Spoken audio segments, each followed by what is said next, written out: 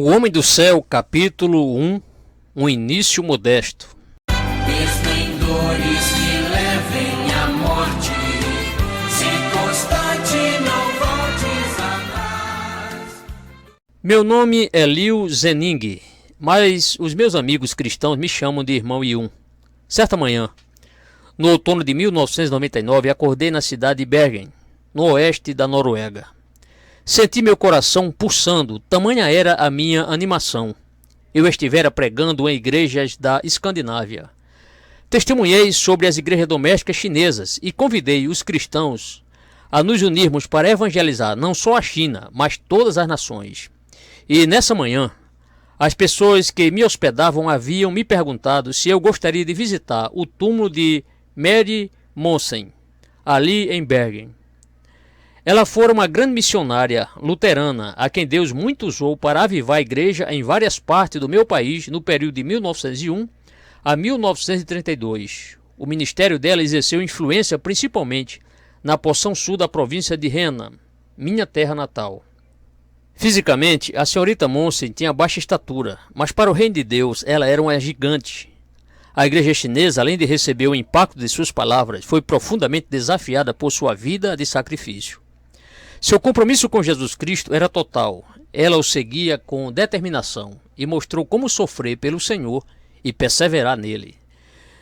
Deus usou Marie Monsen poderosamente, de modo que muitos milagres, sinais e maravilhas acompanhavam seu ministério. Em 1932, ela completou sua missão na China. Nesse ano, ela voltou para a Noruega para cuidar dos pais idosos. Nunca mais retornou ao nosso país, mas seu legado de fé inabalável e de zelo constante permanece vivo até hoje. Além disso, a igreja chinesa aprendeu com ela que é necessário ter o coração completamente comprometido com a causa de Cristo. Naquele dia eu teria o imenso privilégio de visitar o túmulo dela em sua terra natal. Fiquei imaginando se outro crente chinês já tivera tal oportunidade. Quando ela chegou em nossa região na China, havia poucos cristãos e a igreja era fraca. Hoje são milhões de crentes. E em nome deles, eu pretendi agradecer a Deus pela vida da sua missionária. Subimos de carro pelo cemitério. Ele ficava ao lado de uma colina, num vale estreito cortado por um riacho. Depois de estacionar, andamos por alguns minutos tentando encontrar o nome dela em uma das centenas de lápides.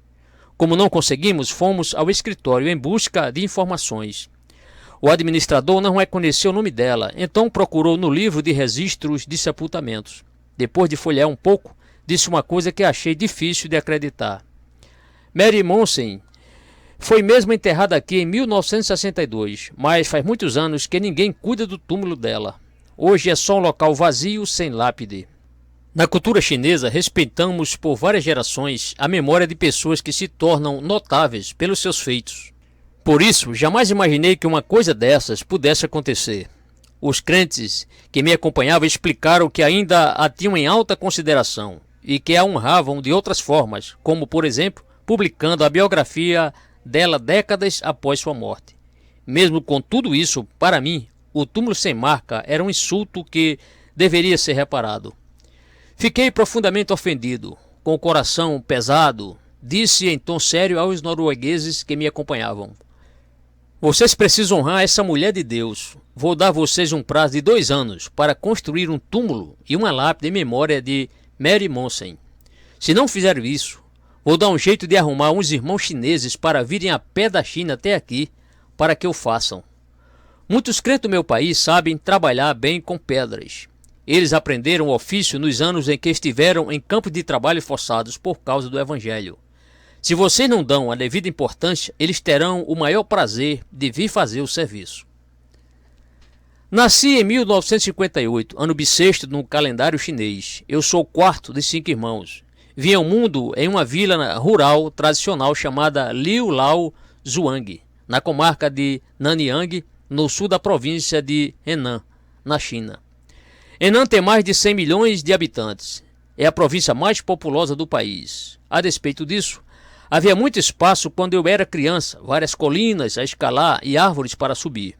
A vida era difícil, mas eu me lembro de me divertir bastante na minha infância. Nossa vila tinha 600 habitantes e todos trabalhavam no campo.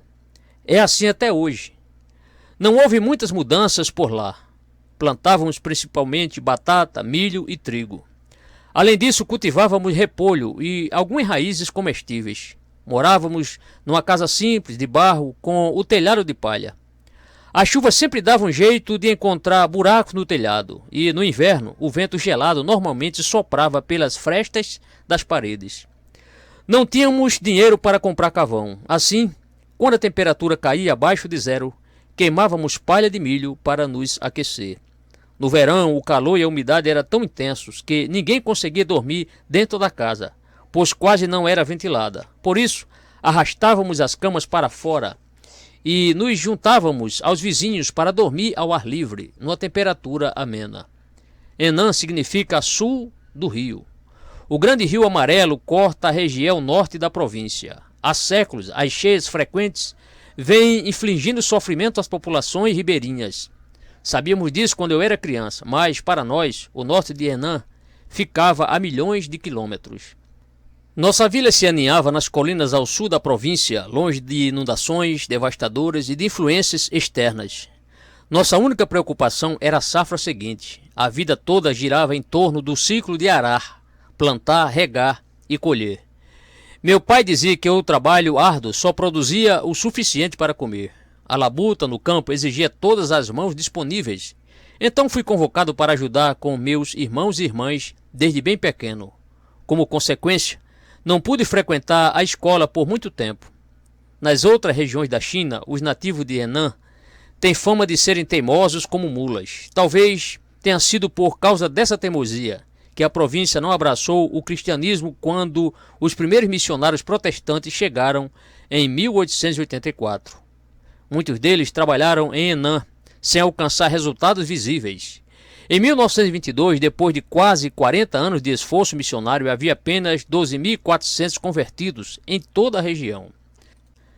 A sociedade ridicularizava e condenava ao ostracismo os que aceitavam a religião dos diabos estrangeiros, fecha aspas. Frequentemente, a oposição adotava atitudes mais violentas, espancava os cristãos e muitos crentes morreram por causa da fé.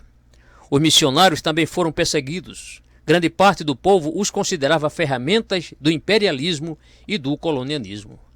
Acreditava que haviam sido enviados por seus países para controlar o coração e a mente do povo chinês, enquanto seus governantes saqueavam os recursos naturais da terra. A violência contra os estrangeiros chegou ao clímax em 1900, quando uma sociedade secreta chamada Boxers instigou um ataque nacional contra eles. A maioria conseguiu fugir da carnificina, porém muitos viviam em áreas remotas no interior da China, longe da segurança das cidades litorâneas. Os Boxers massacraram com crueldade mais de 150 missionários e milhares de chineses que haviam se convertido pelo trabalho deles. Essas pessoas valentes tinham vindo para servir nossa nação e, com sacrifício, trazer o amor do Senhor Jesus para nós, e foram massacradas. Vieram compartilhar Cristo e melhorar nossa vida com a construção de hospitais, orfanatos e escolas. Como recompensa, demos a morte a elas. Depois de tudo isso, alguns julgaram que os acontecimentos de 1900 seriam suficientes para deixar os missionários apavorados, sem jamais pensar em voltar à China. Estavam enganados. No dia 1º de setembro de 1901, um grande navio atracou no porto de Xangai. Mary Monsen, uma jovem norueguesa solteira, desceu pela prancha e pisou o solo chinês pela primeira vez.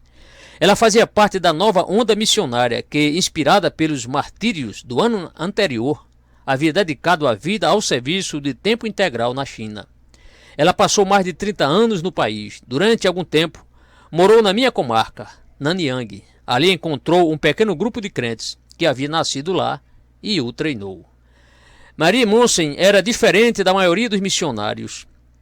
Ela não se importava muito em causar boa impressão nos líderes da igreja chinesa. Muitas vezes dizia: vocês são hipócritas. Confessam Jesus Cristo com os lábios, mas o coração de vocês não está totalmente comprometido com ele. Arrependam-se, antes que seja tarde para escapar do julgamento divino. Ela trouxe fogo do altar de Deus. Monsen disse aos cristãos que não bastava estudar a vida dos convertidos, mas que todos precisavam nascer de novo para entrar no reino do céu. Assim tirou a ênfase do conhecimento intelectual e mostrou que cada indivíduo é responsável diante de Deus pela própria vida espiritual. Ela viajava pelo centro da China e em toda parte por onde passava, corações se conversiam do pecado e o fogo do avivamento varria as vilas. Na década de 1940, outro missionário ocidental pregou o evangelho à minha mãe. Ela tinha 20 anos na época e, embora não tenha entendido tudo, foi profundamente tocada. O de que mais gostava era cantar os hinos e ouvir as histórias bíblicas que as equipes evangelísticas itinerantes contavam. Logo começou a frequentar a igreja e entregou a vida a Jesus Cristo. Em 1949, a China tornou-se um país comunista. Em poucos anos, missionários foram expulsos, templos fechados e milhares de pastores chineses presos. Muitos morreram. Minha mãe viu os missionários deixarem Nanyang no início da década de 1950. Ela nunca se esqueceu do modo como foram levados na direção da costa sob guarda armada. Eles tinham os olhos cheios de lágrimas, pois viam o ministério que realizavam para o Senhor ser bruscamente interrompido.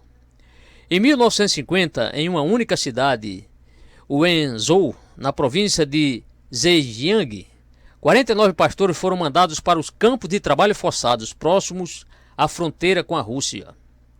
A pena de muitos chegou a 20 anos de cadeia pelo crime de pregar o evangelho. Dos 49, apenas um voltou para casa, todos os outros morreram na prisão. Na região em que nasci, Nanyang, crentes que se recusaram a negar Cristo foram crucificados nas paredes das igrejas. Outros foram acorrentados a veículos e cavalos e arrastados até morrer. Um pastor foi preso e depois amarrado a uma longa corda. As autoridades, iradas porque o homem de Deus não renunciava à fé, usaram um tipo de guindaste para içá-lo bem alto. Diante de centenas de testemunhas que o acusavam falsamente de ser contra-revolucionário, perguntaram-lhe pela última vez se negaria a fé. Ele gritou em resposta: "Não! Jamais vou negar o Senhor que me salvou." Em seguida, soltaram a corda e ele caiu com grande impacto no chão. Apesar da violência da queda, os torturadores constataram que ele não havia morrido. Então, levantaram-no de novo pela corda, deixando-o cair mais uma vez para terminar o serviço. O pastor morreu para esta vida, mas vive no céu, com a recompensa daqueles que são fiéis até o fim. E a vida não era difícil apenas para os cristãos. Mao lançou o projeto chamado Grande Salto para a Frente, com o qual levou a fome a todo o país. Foi, na verdade, um grande retrocesso. Estima-se que em Henan, minha província, 8 milhões de pessoas tenham morrido de fome. Nesse período difícil, a pequena e inexperiente igreja da minha cidade, Nanyang, se dispersou. Era um rebanho sem pastor. Minha mãe também abandonou a igreja. Nas décadas que se seguiram, ela esqueceu a maior parte do que aprendera na juventude. Ficara totalmente privada da palavra de Deus e da comunhão com outros cristãos. O relacionamento dela com o Senhor se esfriou.